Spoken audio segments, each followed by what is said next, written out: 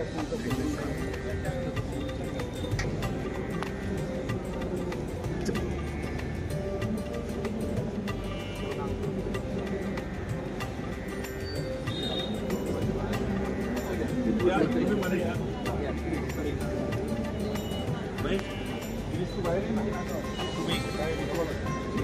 एक मिनट थोडंसं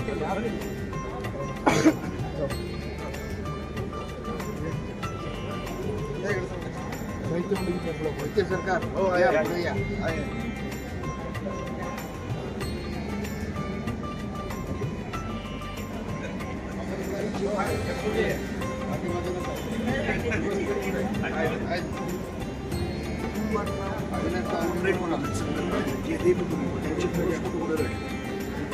समोर तुम्ही बघितलं तर शिवछत्रपतींच्या भावनेतून दाखवायचा प्रयत्न केला, पण काय नाही माझ्या महाराजांचे मोठेच इमॅजिन आम्ही प्रयत्न केला की लहान मुलांना कळावं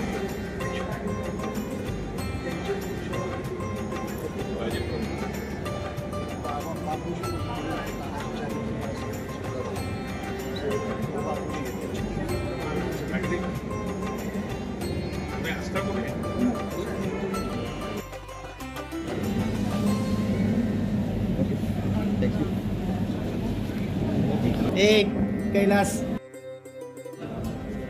हा महाराजांच्या नौदलाचा प्रमुख होता. आय होप हे माहिती असतील तिघं सरसेनापती अश्वत्थ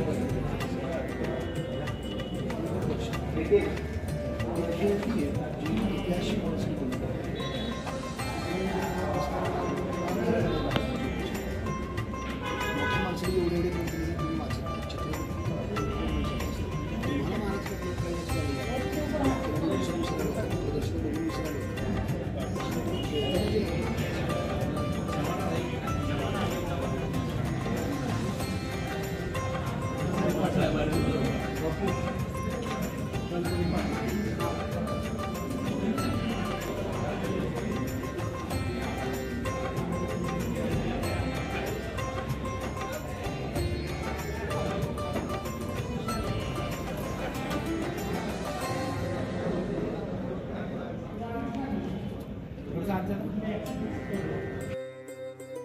स्वामीपासून सुरू झालेली रमाबाईंची भूमिका ते स्टार प्रवाहावरती आलेल्या शिवछत्रपतींवरच्या मालिकेमध्ये जिजाऊंची त्यांनी साकारलेली भूमिका आणि त्यानंतर शिवछत्रपतींच्या जीवन कार्यावरती आधारित जे चित्रपट येतात अष्टक येतात त्या अष्टकामध्ये सुद्धा त्या जिजाऊंची भूमिका अतिशय समज आणि मुळात मृणालदेव यांना घरातूनच शिवसंस्कार त्यांच्या आजोबांपासून आणि आईवडिलांपासून मिळालेले आहेत.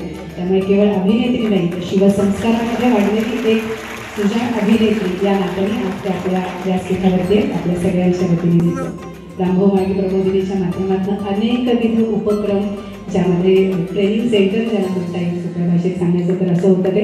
त्यानंतर खासदार पद भूषवलेले आणि उत्तम अभ्यासक उत्तम वक्ते विचारांची आणि विषयांची मांडणी कशी करावी त्यांच्याकडनं पुढच्या सहस्त्रबुद्धे यांच्या रूपाने आपल्या व्यासपीठावरती आहे आणि आज ते शिवसाहित्य संमेलनाच्या कार्यक्रमामध्ये प्रमुख अतिथी म्हणून उपस्थित आहेत. आपल्या सगळ्यांच्या वतीने विनोद पूजन समितीमध्ये अतिशय मोठी भूमिका बजावत आहेत.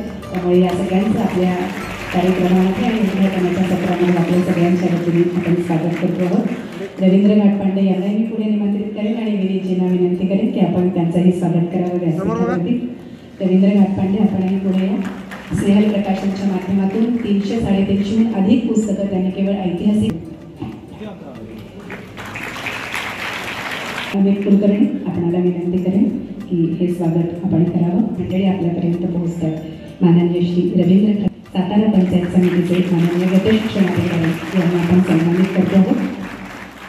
या शिवसंमेलनाचे आपल्या सगळ्यांच्या वतीने आणि संयोजन समितीच्या वतीने त्यांचे स्वागत करते.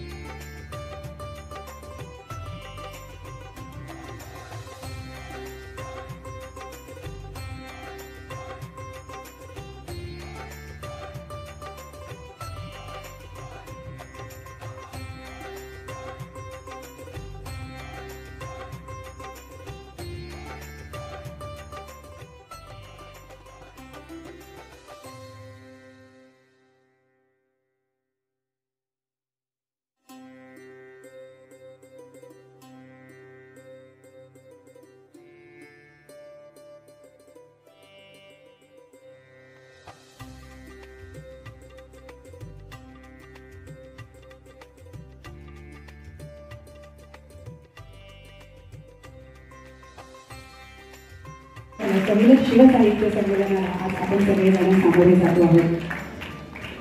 तुम्हा सगळ्यांचं आणि मान्यवरांचं स्वागत करते कार्यक्रमात. निश्चयाचा महामेरू बहुत जनासी आधार अखंड स्थितीचा निर्धारू श्रीमंत योगी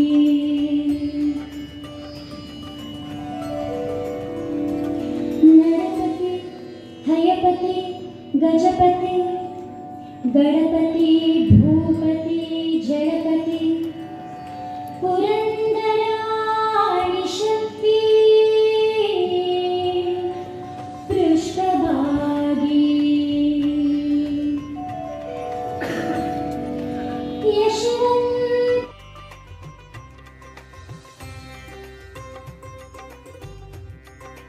पायथ्याशी राहणारे लोक आहात.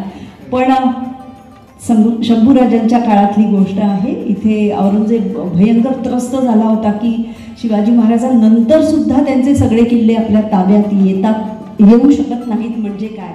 आणि अशा त्रस्ततेत महाराष्ट्रामध्ये तो राहत होता आणि भोसले परिवाराचा आणि महाराष्ट्राचा आणि स्वराज्याचा संपूर्ण नायनाट करण्याचा त्याचा विचार होता. आणि तोच नाही तर त्याचा सगळा परिवार जवळजवळ महाराष्ट्रात तळ ठोकून होता. दिल्लीहून आले होते बघा आणि त्यांना दाद देत नव्हतो असे आपण मराठी होतो. तर असा हा औरंगजेब आणि त्याचा मुलगा होता आझम. अजिंक्य तारा घ्यायचा असं त्यांनी ठरवलं आणि तो घ्यायचा आणि आपल्या वडिलांना पेश करायचा अशी त्याची मनात इच्छा होती. तेव्हा अजिंक्य ताऱ्याचं आणि हा आझम आपली सेना घेऊन अजिंक्य ताराच्या तळाशी येऊन ठेपला आणि त्यांनी एक शक्कल काढली. तो म्हणाला मी ना एक भुयार तयार करणार. कुठून तयार करणार तर जमिनीपासून बुरुजापर्यंत आणि त्या भुयारातून सुरुंग लावणार आणि म्हणजे कळणारच नाही कोणाला.